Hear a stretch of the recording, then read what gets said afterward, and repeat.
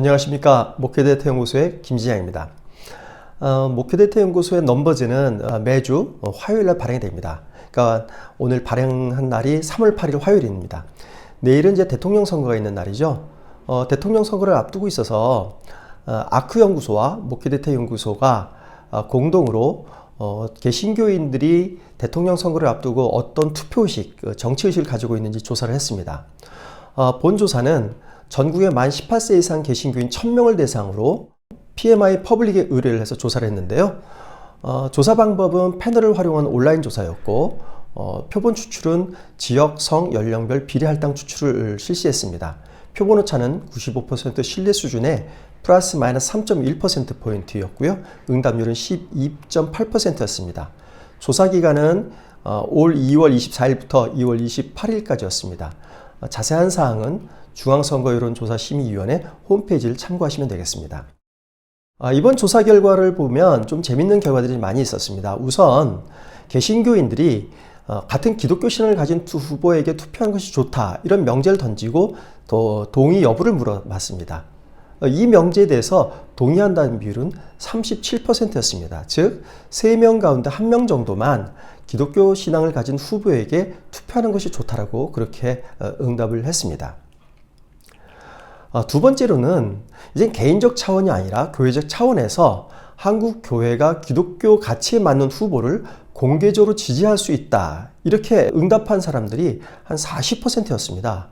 앞에서 보신 것과 비교하면 조금 더 높은 수치였죠. 근데 이걸 2017년도에도 동일한 질문을 했습니다. 이때는 32%가 동의한다고 응답을 했거든요. 그러니까 한 5년 사이에 무려 한 8%포인트 정도 올라갔습니다. 이처럼 한국교회가 기독교 가치에 맞는 후보를 공개적으로 지지할 수 있다라고 하는 응답을 한 분들이 주로 어떤 분들이냐면 60세 이상 교회 중직자, 그리고 이념적으로 보수 성향 응답자들이었습니다. 즉 보수적 개신교인들이 정치적 발언과 참여에 대해서 좀 더 적극적인 태도를 보이고 있는 것으로 조사되었습니다.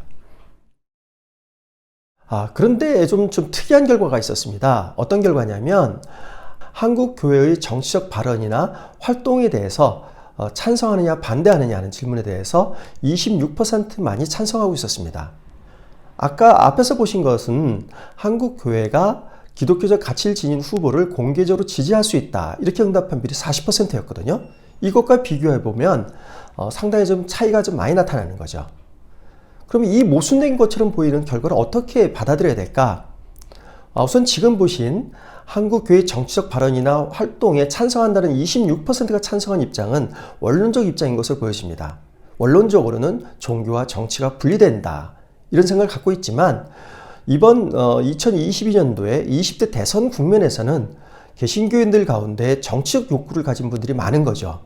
그래서 그분들이 이런 원론적인 입장을 벗어날 만큼 강렬한 정치적 욕구를 가지고 있어서 그 부분을 실현시키려고 하는 그런 마음들이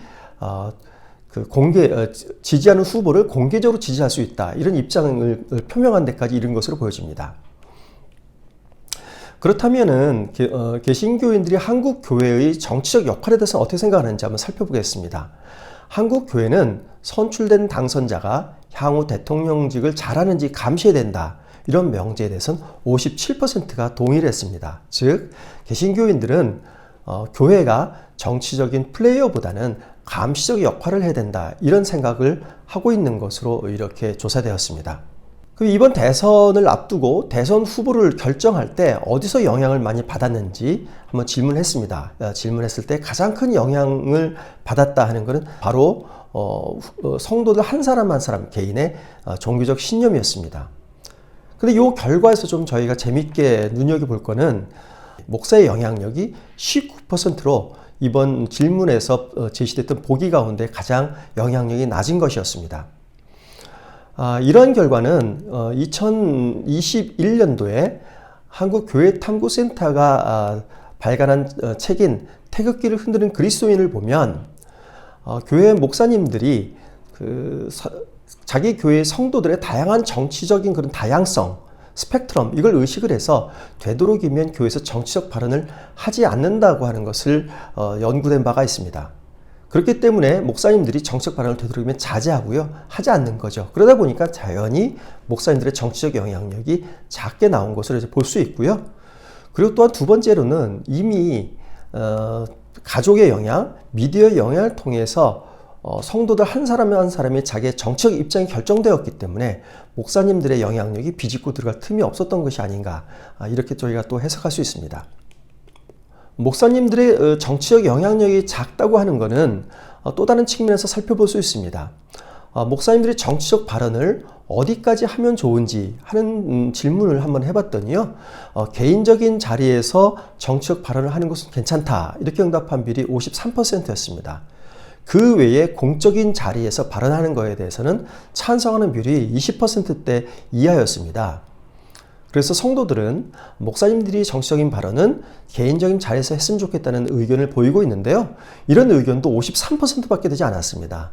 이것을 감안하면 성도들은 목사님들이 정치적 발언을 개인적인 자리건 공적인 자리건 되도록 자제했으면 좋겠다, 이런 입장을 보이고 있었습니다.